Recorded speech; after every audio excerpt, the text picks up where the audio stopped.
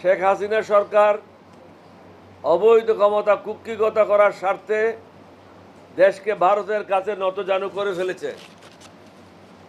আমরা ইচ্ছা করলেও প্রতিবেশী বদলাতে পারবো না।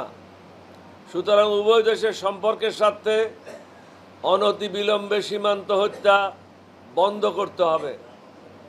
আমাদেরকে আত্মসম্মান ও মর্যাদা নিয়ে প্রতিবেশীদের সাথে আলোচনার মাধ্যমে যৌথ নদীগুলির পানির ন্যায্য হিস্যা নিশ্চিত করতে হবে। এছাড়াও ভারত মনে করে তারা আমাদেরকে 3 দিক থেকে ঘিরে রেখেছে।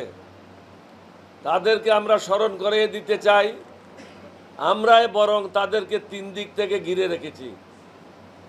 তারা আমাদেরকে ঘিরে রাখে নাই, আমরা তাদের 3 দিকে ঘিরে রেখেছি। বাংলাদেশে জাতি ধর্ম নির্বিশেষে আমাদের মধ্যে কোনো ভেদাভেদ নাই। ভারত থেকে কিছু ইউটিউবার মিথ্যা প্রচারণা চালিয়ে মানুষকে বিভ্রান্ত করতেছে প্রতিনিয়ত। এখানে মেজরিটি বা মাইনরিটি বলতে কিছুই নাই। সকলে বাংলাদেশের নাগরিক এবং সকলের সমান অধিকার। আমাদেরকে ঐক্যবদ্ধভাবে এগিয়ে যেতে হবে। আমাদেরকে সততা, ন্যায় এবং নিষ্ঠার সাথে প্রত্যেককে নিজ নিজ দায়িত্ব পালন করতে হবে। আল্লাহর উপর ভরসা করতে হবে, ঈমান মজবুত করতে হবে।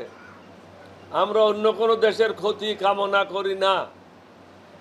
অনুরূপভাবে আমরা চাই কেউ যেন আমাদের দেশের ব্যাপারে নাক না গলায়, বরং আমরা সকলের সাথে সুসম্পর্ক বজায় রেখে আমাদের দেশকে এগিয়ে নিয়ে যেতে চাই।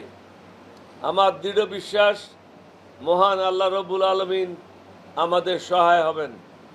আপনাদের সবাইকে ধন্যবাদ। বাংলাদেশ জিন্দাবাদ, এলডিবি জিন্দাবাদ। আসসালামু আলাইকুম ওয়া রাহমাতুল্লাহি ওয়া বারাকাতুহু।